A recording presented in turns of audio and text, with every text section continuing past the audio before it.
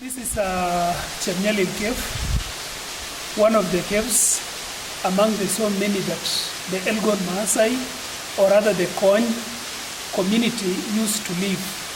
Now, inside here we have the stone. Remember those days we never had posho mills for grinding grains and whatever, like the millet, the sorghum and whatever.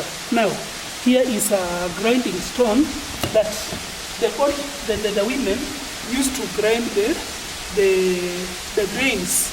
Now, we have this one, you put it down, and then you take this other one. And then of course, this one is real because it has been here for so many years. Now, you call it some grains, like this one's here, take these soils, and then the woman could grind them together. Just that way, and then as they do that, the particles, smaller particles are moved to the leather that has been placed down, or rather the mat.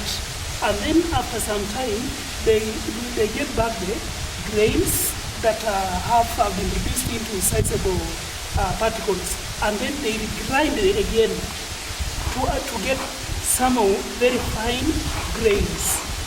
Now, this was done by almost all the women. You can imagine this stone has been, this one, if you want, you get a hard rock. You get hard rock because remember the grains are some also tough. So you get a hard rock and then you get smaller one with this one. But this one was big, but most visitors have been handling it, then some others have been throwing it. You find that it has been breaking into pieces. But this one is one of the artifacts that was being used by the Elgon Maasai, or rather the Kony community, which were living in this cave. So we advise that every visitor who comes in should just come, see, and then leave it the way it was. Like I found it here, and then I have to leave it here for other group to come and see. Here we have some marks. If we can enter, and then these drawings were here for some time. We have some marks here. These marks were drawn by the people who are living here. Now, here are the drawings. The old men, they had also their own designers, and then they could put these drawings every year. For those years that they have been here, they put a mark. Like for example, we have this other one here. We have the inner one. Then if it comes that way, that one is the first year, and then this one, the second year, the third, the fourth, the fifth, the sixth, the seventh, and the eighth. So the people who lived here, they stayed here for 8 good years before they left the cave. By the time they were leaving, that's when the marks ended. And then of course we have some other groups, but this one is the recent. Like we have another marks here, which are slowly fading. So this is how the old men could put their marks to show the duration that they have been here. I think we can move to the inside and see the bed where the people exactly used to live, because this region was occupied by the animals, like the goats, sheep, and then the calves. But the other side was occupied by the bigger animals, like the milking cows, and then the bulls, of course. We proceed to the inside. This is the place where animals, like the cows, that is the milking cows, used to stay with the bulls, and then the calves stay on the other side, because there is a partition in between here, and there was no way out. The calves, the calves could get in to mix with the older animals. Now, there is a clear proof that people used to live here. When you look at the walls, it's covered by soot, and more so the interior part of it, because that is the place where fire was put, and then the smoke comes out. As you can see, it's dark, and then it gets out, fading that way to the outside part of it. Now, when you look at inside there, the community could also look for a cave that at least it's more secure, that they could be in a position to locate when an enemy is coming. Like when you are here, you can see the enemy coming from far. And then you cannot just stay in an open area. Instead, you look for a place where if an enemy comes in case, you should be in a position to get out or slip out without the notice or drawing attention of the intruder.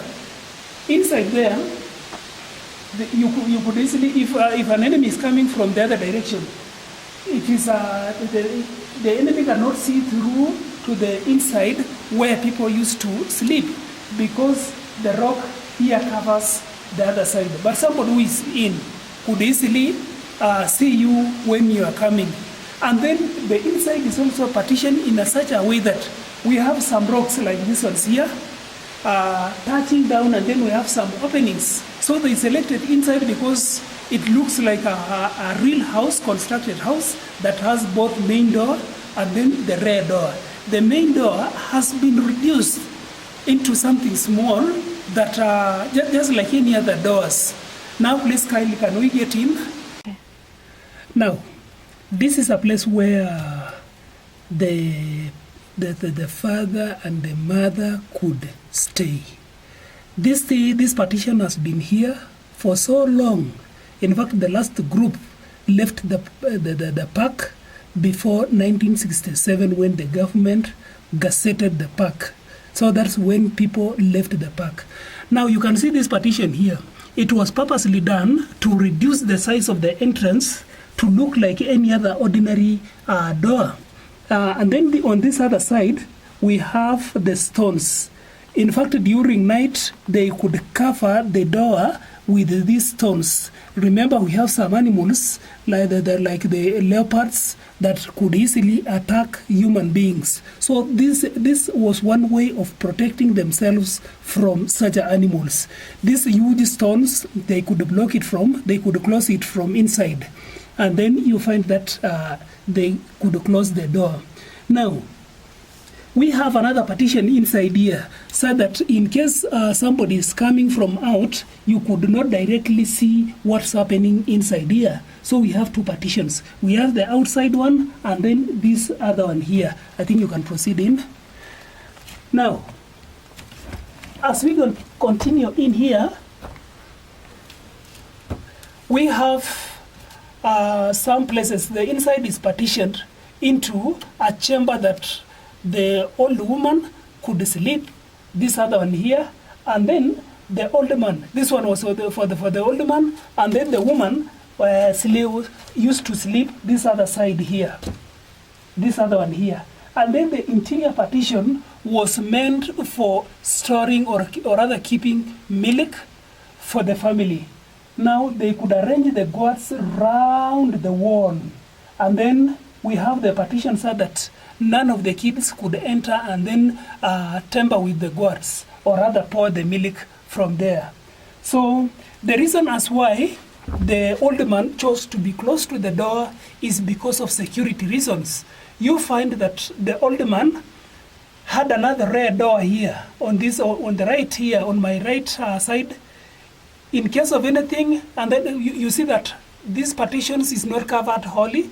It has some part left so that he could see far, he could see outside. In case an enemy is coming in, you find that the people could get out via the rear door. On this other side, we have another opening here. Please, can you get in? Now, just as I said that the inside here has been partitioned into three. We have this region here. This region was meant for keeping the milk because it is safe, and this is the end of the cave. So it is the interior part that nobody and no any other entrance apart from passing to the room and then you get in. So milk could not be interfered with, and no any other person, because it was a taboo to give anybody milk to take, because you might give somebody who has eaten a wild animal, and then the animals becomes hostile as well, because it was a taboo that if you happen to take milk, then you don't eat meat. So the milk, they used to keep milk so safely so that it is only the mother who could supply to some few individuals. If you are a visitor, you are given meat, because you are not allowed to take some milk, because I don't know what you've eaten. Perhaps you've eaten a wild animals or rather game meat, and then when I give you my milk, you'll end the animals will begin to kick. They will become hostile. So this is the place that they could keep the goats all round, beginning from that side to this other side here. And then, as you can see, we have this partition here. This was only meant to partition where milk is kept, and then the main room. Now, back here we have where the old man sleeps.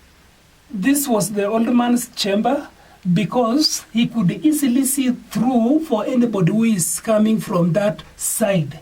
And then in case an enemy is coming, the old man could not get out of the main door there. Instead, he just uses or slips out using the rear door here. Now, the rear door was reduced to something. It was just an opening. You can see that is the rock that touched down, and then this one was partitioned, and then this other one was just an opening, a big opening. So they reduced this one by arranging the stones, closing using the stones. They put the stones until they leave just a small opening, whereby in case an enemy gets in, you find that people inside could easily get out using this one when the enemy has ambushed on the other side. Otherwise, the woman used to sleep at the center here.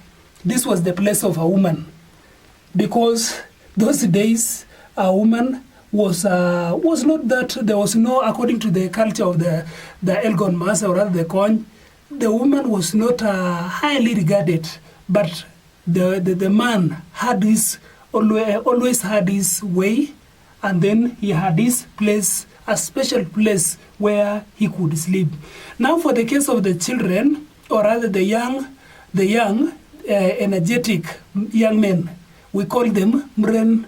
This Mren could go all the way and then make their places of sleeping within the periphery of the cave, so that they keep watch for anybody who is coming in. In case there is an enemy who wants to come in, then they are the first one to attack the enemy. Thank you.